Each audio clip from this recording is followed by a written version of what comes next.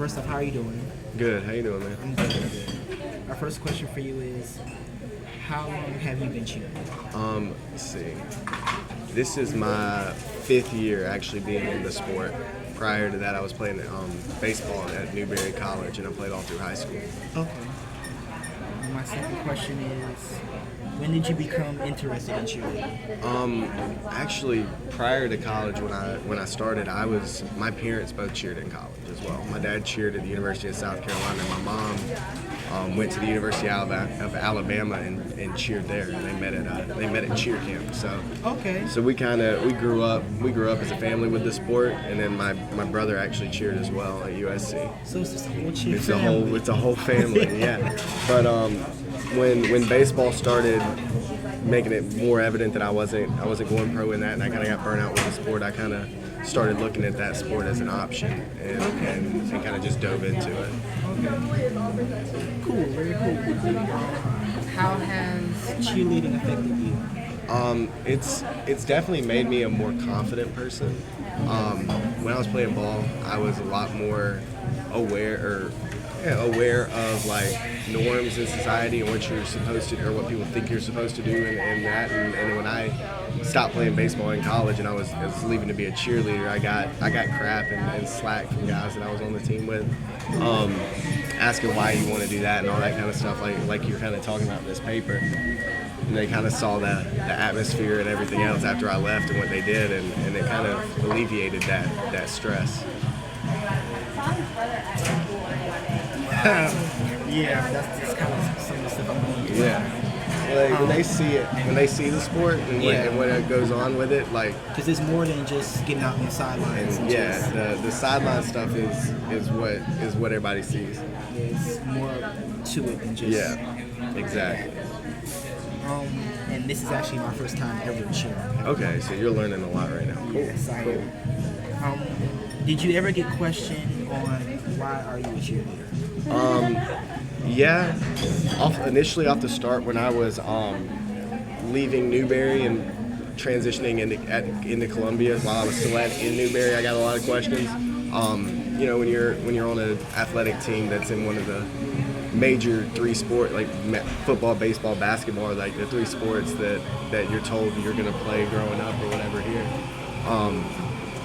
And when I started making that switch socially, it kind of, people are asking, why are you doing this? What are you trying to get out of it? And, I was looking at moving and advancing into a bigger area, going from Newberry and then moving into Columbia, and I was just trying to find my niche. And the sport served that for me at that point in time, and then I just fell in love with it. Same. I just fell in, I kind of just fell in love with the whole sport. Yeah. After meeting people. Yeah. It's like, this is not actually bad, and then I hang out with a whole bunch of girls like that. Yeah. And the sport, it's not the competition aspect of it isn't among your teammates. Like, you're not competing to play shortstop for the team. You're not trying to be the quarterback. You're all working together. Exactly. On the same issue. Teamwork makes the dream work. Yeah. How do you deal with the negativity of other people? I kind of just ignore it. People affect you if you let them affect you. Right. And people are going to throw shade at what shines brightest. So if you're out there doing your thing and that's what they see, then that's what they're going to comment on. And that's just part of life. If people consistently try to make their mold to what people think they need to be, then you're losing the battle right off the top. And that's what the issue is more than anything else. What are the benefits to being a male on the squad? There's definitely leadership that's expected, kind of immediate, because of just the way women view males in general. So there's an immediate leadership aspect, and the girls respond to guys in the sport better than they respond to girls in the sport. So I think if guys come in and can make an impact onto the mindset of the team, then the skills and stuff progress out of that, and that's how guys push the sport further, as well as growing in their own skills, because they do start learning the sport later, typically. Yeah, because on my team, I'm known as the mediator, the level-headed one. Right. Because I don't like a whole bunch of conflict. I don't like when they yell at each other or argue with each other. And I just try to be a person that can hear both sides and try to squash the conflict, as you would say, or try to come to a rational decision or reasonable decision. Because one thing I don't like arguments, I don't like conflict. And so they always come, I'm like the person to come to. Right. When they have a problem with other people, we can settle it like that. But if they settle it by themselves, it's going to be like, oh, you said this, oh, you said that, oh, you're not doing this move correctly, oh, you were going to drop me when we were going in stunts. I'm like, oh. Right. And let's get this issue handled and done with. Yeah. So next time we have a situation, we know how to handle it. Yeah. And that falls on the guy a lot of times, because the guys don't ever take to heart the things that girls take to heart. And so having that as a key is huge. So you probably already know the answer to this, but do you consider cheer as an athletic sport? Yes, I do. I think it's athletic movement. I think that the only issues you have with cheerleading as a sport is the scoring system. I think everything that is done in there, you have to be athletic and have an athleticism to perform. Because if we don't do something right, we running laps. Yeah, you're running. Yes. You've got to lift. Like at Limestone, our girls lift 3 times a week. So I mean, they're in the weight room. It's not just the guys. No, it's not just the guys. We only got 4 boys on our team. Well, they all lift. Doesn't do us any good. We need more boys on our team. Tryouts are in April. Yeah. Come on. Yeah.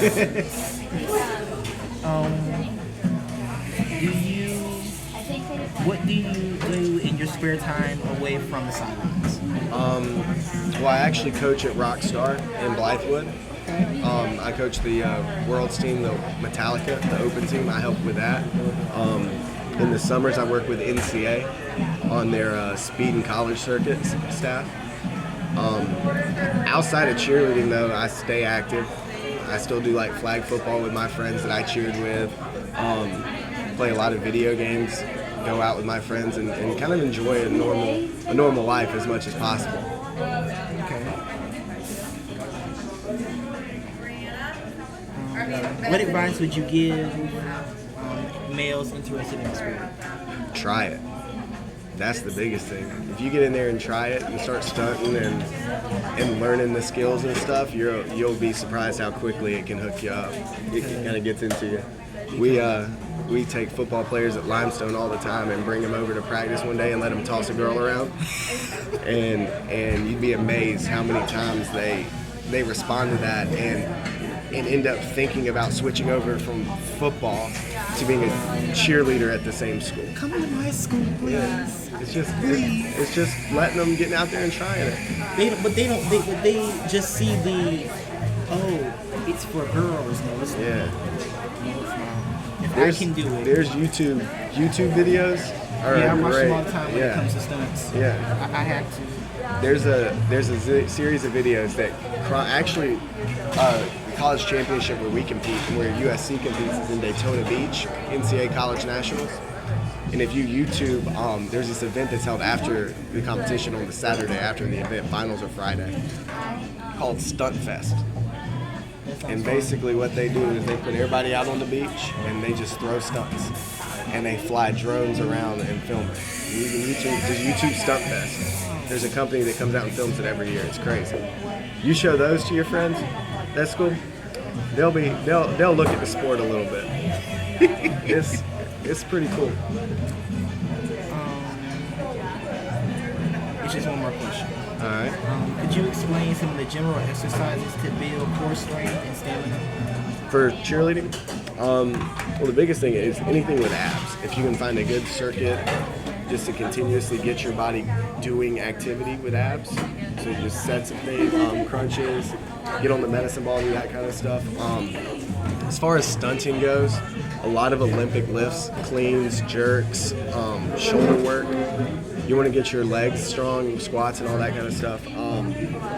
It's really a full body workout, just depending on what you're working. And then competition routines are 2.5 minutes and you don't stop moving. So you want to try to work in quick, excessive, like quick bursts of movement, and then take breaks when you're done. So try to work out hard quickly, and then let your muscles get used to that volume in that time period, so that your body's not shocked when you get into the routine.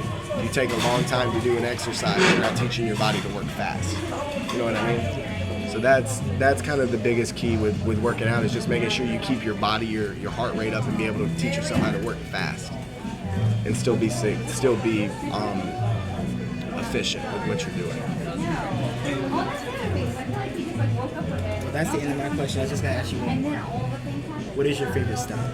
My favorite, I've tossed, I do co-ed stunts where it's just me and the girl.